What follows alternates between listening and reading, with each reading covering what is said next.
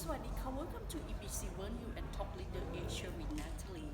Today I would like to invite one of you to joining us the Chief of Defense Conference สวัสดีค่ะคุณผู้ชมคะวันนี้นาตาลีขอนำคุณผู้ชมนะคะเข้าสู่การประชุมผู้บัญชาการทหารสูงสุดภูมิภาคอินโดแปซิฟิกประจำปี 2568 นะคะ On August 25, 2025, the Royal Thai Forces Headquarters welcomed Air Chief Marshal Caine, Chairman of the Joint Chiefs of Staff U.S. Armed Forces, on the occasion of his official visit to Thailand as a guest of the Royal Thai Forces Headquarters, and to attend the Indo-Pacific Chief of Defense Conference 2025 at the Dusit Thani Hotel from August 25 to 28, 2025. Please following Air Chief Marshal Caine, Chairman of the Joint Chiefs of Staff U.S. Armed Forces, delivered a meaningful speech on the dealing with change in the global order and the framework for cooperation to create peace in these regions, as well as developing friendship with friendly countries in the Indo-Pacific regions.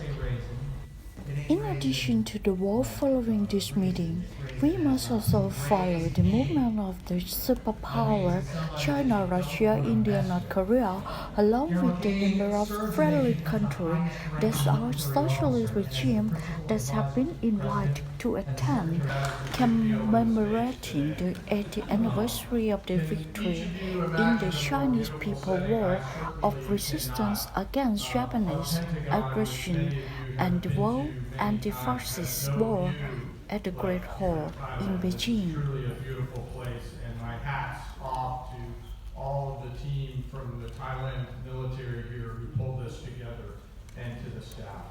It's an incredible honor for me to be here today with you. The leaders of us from the States are grateful for our Thai host in bringing us together, and we're grateful for every day what all of our chiefs of defense do to preserve peace and stability and opportunity, not only in this region, but around the world.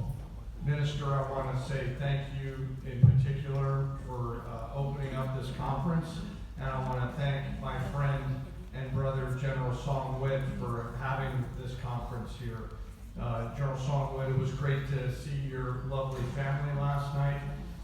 As Admiral Paparo mentioned, we've known each other for 3 decades. My first leadership learning lesson was from General Song Wit and General Arm from here in the services. You're humbling, and I'm struck by the fact that the relationship between the United States and Thailand started in 1833, a long, long time ago. It's a pleasure to be here, Minister General Song Wit, for all of us from the United States, and we honor our shared history together. I want to also welcome one of my teammates who's also traveled from afar, and that is General Stephen Nordhaus over here, Chief of our National Guard Bureau. And the fact that 2 members of our Joint Chiefs of Staff, Spock as we call him, and myself both sit in our tank, our most smallest group where we consider our nation's most compelling national security challenges. The fact that we both traveled here to Thailand should be an indicator of the importance of the region and of the many relationships in this room. Steve, thank you for what the Guard brings to this critical region and for your leadership in sustaining the tremendous momentum of our state partnership program. You here are active in the state partnership program, and it's such a great case study of decades-long relationships that built on trust with each other. Admiral Paparo, happy. We could not be more lucky to have you commanding Indo-Pacific Command. Our nations, our allies, our partners are all blessed to have you and your family in Hawaii. You are the right leader at the right time, not just for the United States, my friend, but for the entire world. You bring everything that we need and more out of leadership. I just wish that you'd been an Air Force guy. Most importantly, I want to thank all the chiefs of defenses, the senior military leaders from all over the world today, from Northeast Asia to Southeast Asia, South Asia, Oceania, North and South America, and Europe, including the chair of our military committee, our dear friend Admiral Giuseppe Dragone, who comes to us from NATO a long, long way, who told me he'd stepped away from his 7-month-old granddaughter, their first granddaughter, to come here and be with fellow CHODs. So to everyone, thank you so much for being here. It's truly meaningful to all of us. First time a chairman of the Joint Chiefs came to an Indo-Pacific CHODs conference was 2016, when U.S. Marine General Joe Dunford came out and said that the United States is, quote, committed and fully prepared to meet our alliance responsibilities in the region. And we are still to this day. Today I echo his words because this region is critical to the United States. And together we must each do our part, my friends, to secure its safety and prosperity for the decades and decades to come. Will be written right here in the Indo-Pacific. Spanning more than 52% of the planet's surface, it's home to half of the world's population. Your region, this region, truly drives the global economy, accounting for 2/3 of all of our economic growth. And in today's modern and interconnected world, what happens here shapes everywhere. Our history, our people, our future are linked together. Our economies are connected in ways that we can't even imagine.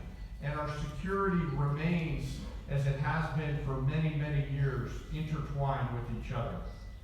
Our people share decades of friendship, service, and sacrifice together.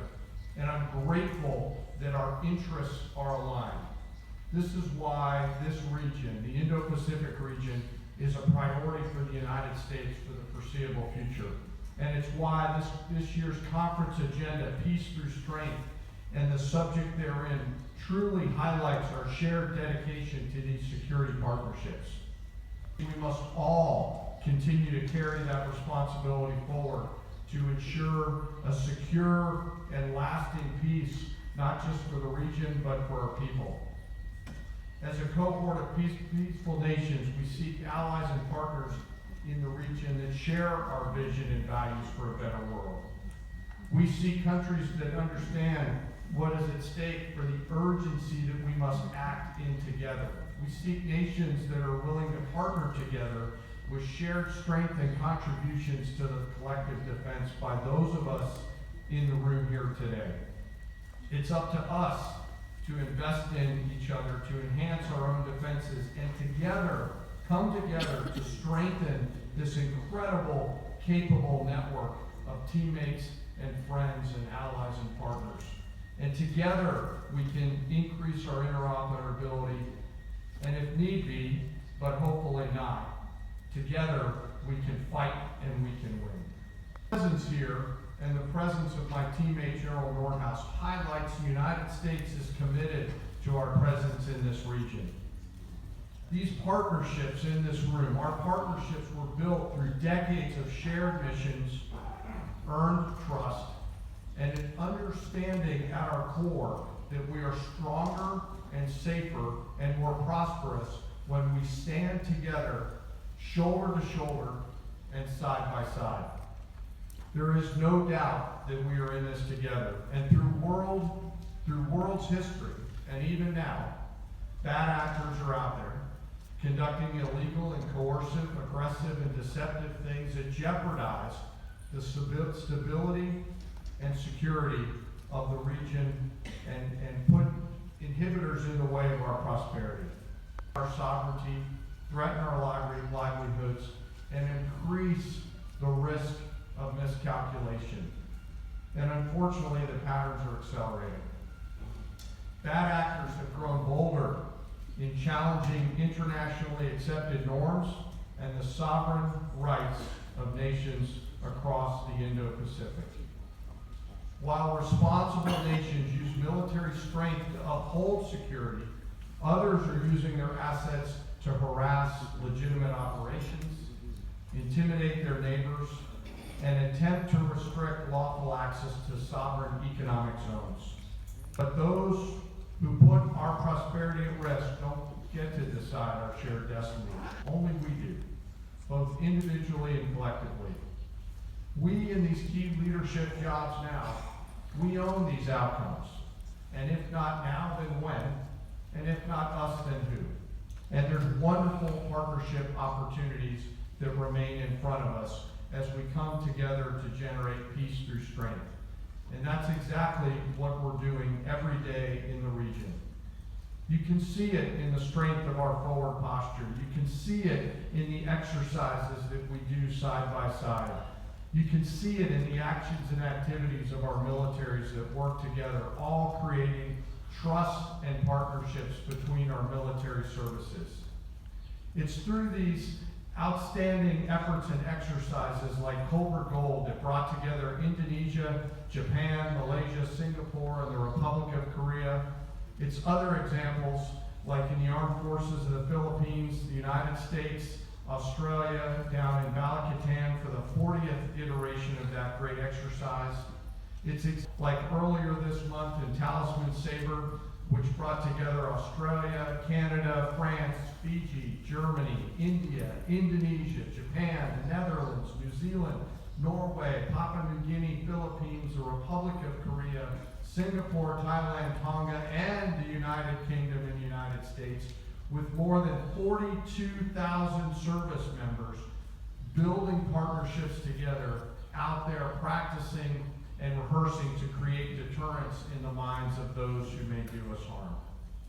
Regular bilateral and multilateral training engagements with great countries like India, Bangladesh, Nepal, Sri Lanka, the Maldives, Brunei, Mongolia, and Timor-Leste, deepening the regional cooperation and trust that Pappy and his team build at Indo-Pacific Command, and all of you invest in through these relationships that we have.